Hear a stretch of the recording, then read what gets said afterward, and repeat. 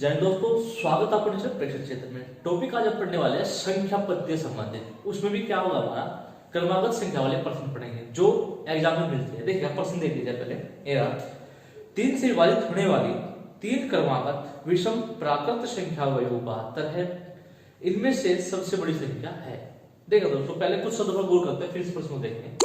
इसने कहा है क्रमागत। क्या कहा है? क्रमागत। क्रमागत मतलब होगा जो क्रम से आएगी। किससे आएगी? क्रम से आएगी। ठीक है, कौन आएगी? संख्या। या फिर हम कहेंगे लगातार। लगातार जैसे 1 2 3 4। जिससे हम कह सकते हैं, अगर हमने x माना है 1 को, तो 2 को क्या मानेंगे? x plus 1। 3 क्या जाएगा?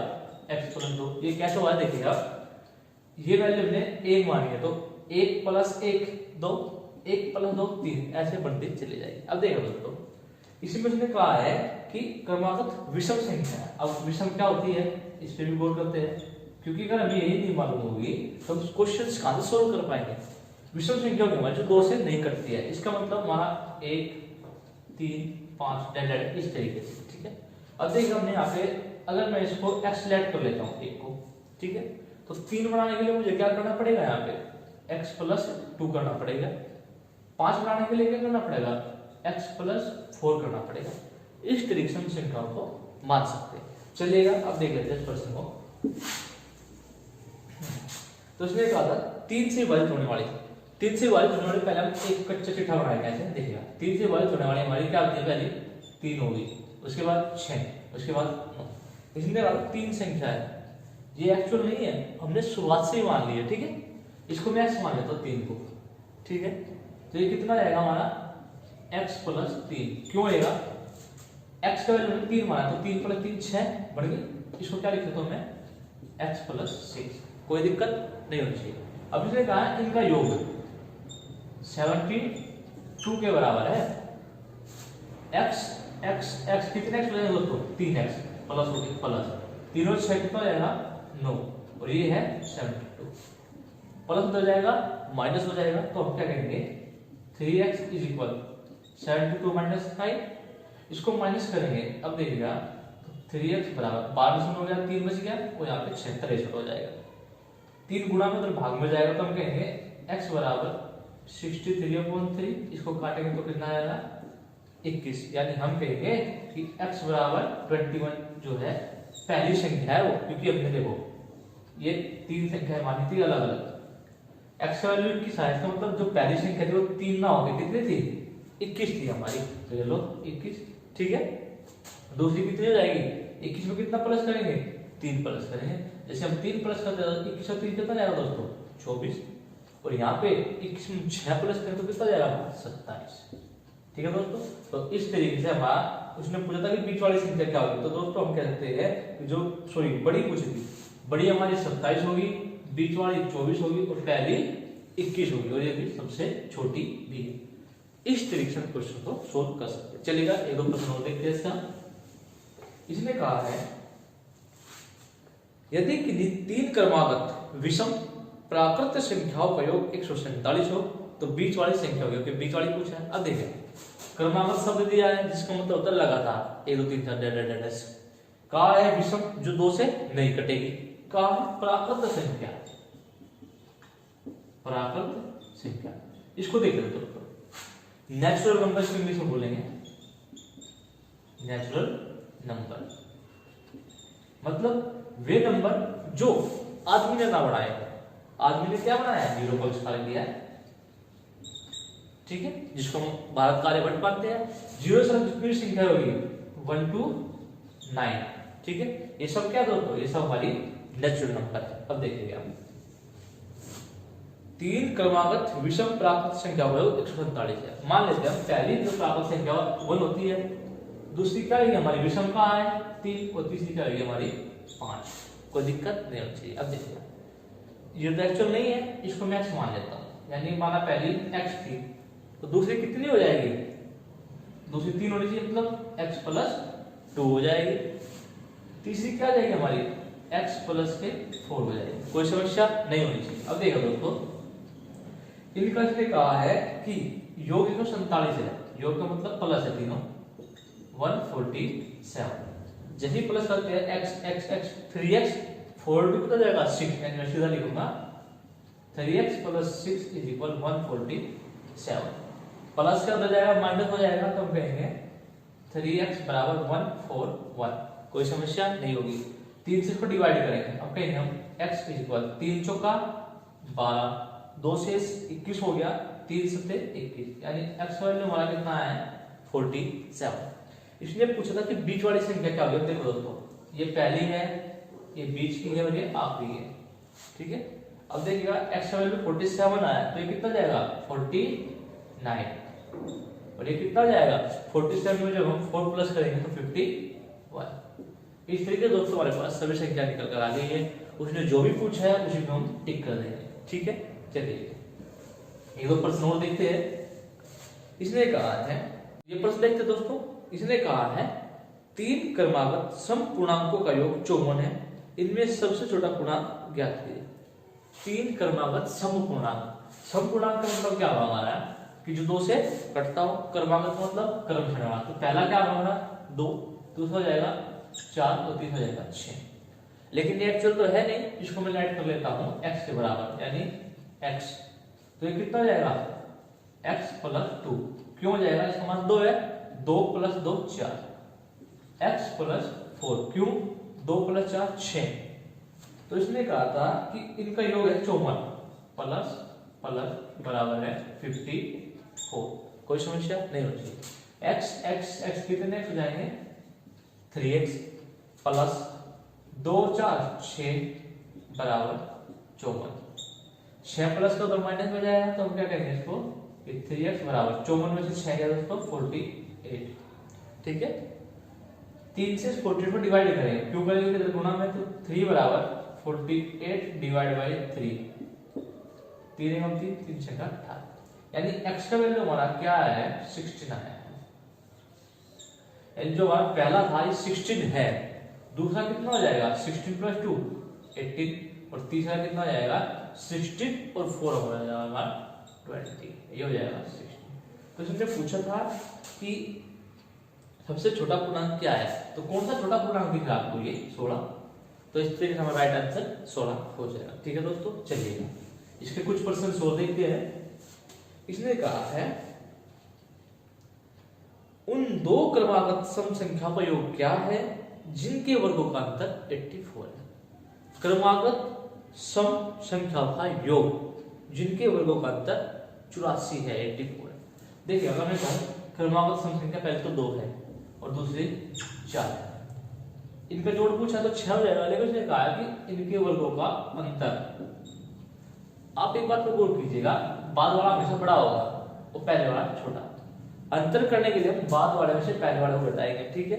अब देखिएगा मैंने कहा है कि 2 और 4, इसको ऐड कर लेता हूं x और इसको ऐड कर लेता हूं x + 2, समझ गए होंगे आप लोग, ठीक है। इनके वर्गों का अंतर, वर्ग वर्ग कहा है अंतर। अब डिफरेंस यहां नहीं लगाएंगे, तुरंत सवाल गलत हो जाएगा। हम क्या करेंगे कि इस वाले को आगे लेके आएंगे, यानी नई समीकरण क्या लिखेंगे हम x + 2 का वर्ग माइनस x का वर्ग बराबर है 84, ठीक है। a + b का होल स्क्वायर, यानी a + b का होल वर्ग, a का स्क्वायर प्लस b का स्क्वायर प्लस 2ab। इस फॉर्मूले को अप्लाई करेंगे इसके लिए। जैसे अप्लाई करते तो पहला है हमारा x, तो हम कहेंगे x का स्क्वायर प्लस 2 का स्क्वायर कितना जाएगा 4 प्लस 2 दूनी 4, 2 ये 2 है ना, 2 दूनी 4 और x, तो हम कहेंगे 4x और माइनस का x इसका बराबर 84, ठीक है। ये माइनस का यहाँ पे और ये प्लस का, दोनों कट जाएंगे आपस में। जैसे कट जाएंगे तो हमारा 4 + 4x बचेगा। अब देखिएगा 4 + 4x बराबर 84।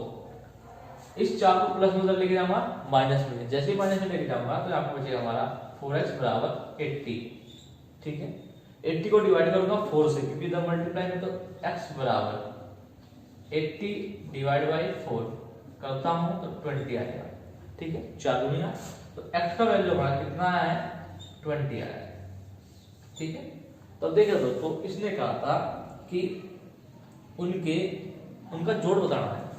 एक्स वैल्यू 20 आया है, ये रहा, ये रहा भाई। अपने एक तो मानी थी x प्लस 2 और एक मानी थी हमने x।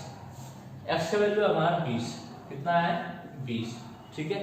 20 आया तो कितना हो जाएगा 22, और दोनों का जोड़ कितना हो जाएगा, तो हम कहेंगे 22 प्लस 20 बराबर कितना हो जाएगा 42।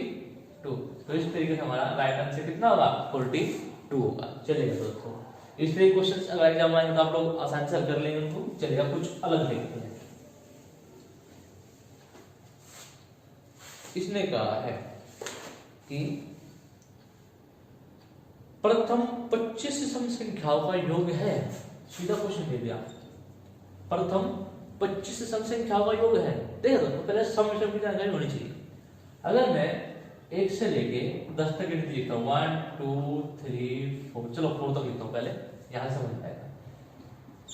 तो उसमें सम कितनी है, विषम कितनी है। देखिएगा, सम वो होगी जो 2 से कटेगी, जैसे 2 और 4, ठीक है, और विषम ये होगी जो 2 से नहीं कटेगी। आप देखिएगा, मैंने 4 संख्या लिखी थी, 4 का आधा 2, इसका मतलब 2 हो गई हमारी सम और 2 हो गई विषम। अगर मैं इसी को आगे बढ़ाता हूं 5 6, तो 6 तक का मतलब 6 का आधा 3, इसका मतलब एक संख्या जुड़ गई, 3 सम हो गई हमारी और 3 हो गई विषम। मैं लिख देता हूं 7 8, तो एक सम और बढ़ गई हमारी, कैसे बढ़ेगी 8 की टोटल, 8 का आधा हमारा कितना हो जाएगा 4। तो यानी हम हिसाब लगा सकते हैं, अगर हमारी संख्या का जोड़ा बनता है सम संख्या में, जैसे 10 20 30, उसका आधा कर देंगे हम, आधा करते क्या होगा हमारा सम और विषम निकल के आ जाएगा। इसने कहा है कि प्रथम 25 सम संख्या का योग, प्रथम 25 संख्याओं का योग। पहली सम होती है हमारी 2, चलो पहले इसको देखते हैं। 25 सम संख्या मतलब क्या है कि जब हमारी काउंटिंग 1 to 50 गई होगी, 50 का आधा 25, इसका मतलब सम संख्या कितनी बड़ी होगी 25, और विषम कितनी बड़ी होगी दोस्तों 25। कोई समस्या नहीं होती। अब हम हिसाब लगाएंगे, एक के बाद सबसे पहली सम कितनी आएगी 2, सबसे लास्ट की सम कितनी आएगी 50। बस ये चीज आपको पता होनी चाहिए कि पहली कोड चाहिए और आखिरी कोड होनी चाहिए, ठीक है। चलिएगा, अब मैं आपको कुछ बताता हूं। एक फॉर्मूला था हमारा, औसत बराबर होता है हमारा पदों का योग अपॉन संख्या। उसने पूछा है योग, इसका मतलब हमें जरूरत किसकी है, संख्या तो हमारे पास है 25 है, हमें जरूरत है औसत की। औसत का फॉर्मूला क्या होता है दोस्तों, एक होता है हमारा औसत बराबर होता है फर्स्ट टर्म, मतलब पहला पद पहली संख्या, प्लस लास्ट टर्म मतलब आखिरी संख्या बटे में 2। अभी हमने निकाला है पहली संख्या हमारी कितनी आई थी 2, लास्ट की कितनी आई थी 50 बटे में 2, 50 और 2 52 बटा 2, 2 से डिवाइड करेंगे 52 को, कितना आएगा 26, कितना आएगा 26। यानी हम इस फॉर्मूले को यहाँ पे अप्लाई करेंगे, तो मैं सीधा लिख सकता हूँ यहाँ से कि संख्या पदों का योग, पदों का योग बराबर हो जाएगा औसत गुणा संख्या। हो गया कि नहीं हो गया, ठीक है। औसत था हमारा first term plus last term upon 2, तो यहाँ पे लिखूंगा सीधा 2 प्लस 50 सीधा लिख दो भैया, चलो 2 प्लस 50 बटा 2 गुणा में संख्या कितनी थी 25, 50 तो 52 का कितना जाएगा 26 गुणा में 25, मल्टीप्लाई करेंगे 25 सिक्का 150, 0 कैरी हो गया 15, 25 दूनी 50, 50 में 10 जोड़ा 60 5 65, 650। यानी हम कह सकते हैं कि जो हमारी पहली 25 सम संख्या थी उनका जोड़ कितना जाएगा दोस्तों 650 हो जाएगा। ये क्वेश्चंस एग्जाम में टकराते हैं दोस्तों को देखिएगा। एक दोस्तों हम देखते हैं, इसने कहा प्रथम 4 विषम संख्या का योग है, प्रथम 4 विषम संख्याओं का योग है, और ऑप्शन दिए है स्क्वायर में। चलो देख लेते हैं प्रथम 4 विषम संख्या कौन सी होती है 1 3 5 7, योग कितना जाएगा ना जोड़ो 7 और 5 12, और 3 15 और 1 16, और 16 किसके बराबर होता है 4 का स्क्वायर। यानी इस हिसाब से हमारा ऑप्शन नंबर जो उसका है वो 1 ठीक होगा। लेकिन तो दूसरे तरीके से समझते हैं, देखिएगा प्रथम 4 में हमें पहली पता लगी और लास्ट की पता लगी, ठीक है। उसने योग पूछा है तो हमने पढ़ा है कि योग बराबर क्या होगा हमारा औसत गुणा संख्या। दोस्तों ये फॉर्मूला कितनी बड़ी हमारी कुछ भी देगा वो, कोई भी टर्म दे, कोई भी काउंटिंग दे, कुछ भी दे, कोई पहाड़ा दे, किसी भी तरीके से सब में काम करेगा। तो योग निकालना है तो हो सकता है पहली टर्म और लास्ट टर्म को प्लस करेंगे, उसका आधा कर देंगे, उसका आधा करेंगे। 7 और 1 8, 7 और 1 8 और 8 का आधा 4 गुणा संख्या कितनी है 4, कितना आया दोस्तों 4 चौका 16, 16 को वैसे भी करते हैं और मुझे लगता है कि आप इस चीज को समझ गए होंगे। पहली टर्म और लास्ट टर्म निकालो, बाकी सब हो जाएगा, ठीक है। चलिए एक दो क्वेश्चन छोड़ देखते हैं इसके।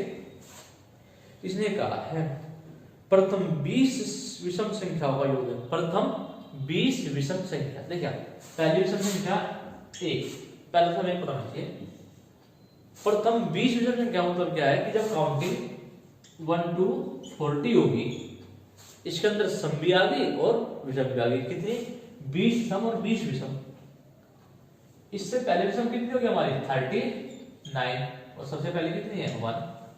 यानी हमें यहाँ से क्या पता लग गया लास्ट तो हमारा 39 और 1 की पहली टर्म हमारी कितनी है 1। योग पूछा है तो सीधा लगाएंगे योग बराबर औसत, दोनों को जोड़ो 39 से 40, 40 का आधा 20 गुणा संख्या, संख्या कितनी कहते हैं 20 की है तो 20 भी कितना हो जाएगा हमारा 400। तो दोस्तों इस तरीके से हमारा राइट आंसर जो होगा वो होगा इसका, देखिएगा ये भी इसने स्क्वायर में दिया है 400 को हम लिख सकते हैं 20 का स्क्वायर, तो यानी ऑप्शन नंबर जो बी होगा वो राइट होगा। तो इस तरीके दोस्तों हम क्वेश्चन को कर सकते हैं। चलिए आप कुछ क्वेश्चन और देख लेते हैं। इसने कहा है कि उन 3 क्रमागत संख्याओं का गुणनफल कितना होगा जिनका योगफल 15 है। 3 क्रमागत जो है संख्या के लिए मान लेता मैं 1 2 3, इसको कैसे लिखूंगा, इसको x, इसको x + 1, इसको x + 2। कहा है कि इनका योग 15 है, ये लो प्लस प्लस बराबर कितना हो जाएगा 15, x 3x प्लस 1 और 2 3 = 50। 3 प्लस होता किस हो जाएगा माइनस में, तो 3x बराबर 15 में से 3 जाएगा कितना जाएगा हमारा 12, 3 से 12 को डिवाइड करेंगे तो x बराबर कितना आएगा 4। यानी हम कहते हैं पहली संख्या हमारी कितनी होगी वो होगी हमारी 4, दूसरी कितनी हो जाएगी 4 और 1 5, तीसरी कितनी हो जाएगी 4 2 6। कहा है तीनों गुणनफल बताओ, इन तीनों का गुणनफल बताओ, 4 × 20 और 20 सिक्का 120। यानी हम कह सकते हैं कि जो राइट आंसर होगा वो कितना होगा 120 होगा। तो दोस्तों आपने इस तरीके से कुछ क्वेश्चन संख्या देखे। अगर आपको वीडियो अच्छा लगे तो वीडियो को लाइक करें, शेयर करें, सब्सक्राइब करें और कमेंट करना बिल्कुल ना भूलें। जय हिंद दोस्तों, मिलते हैं नेक्स्ट वीडियो में।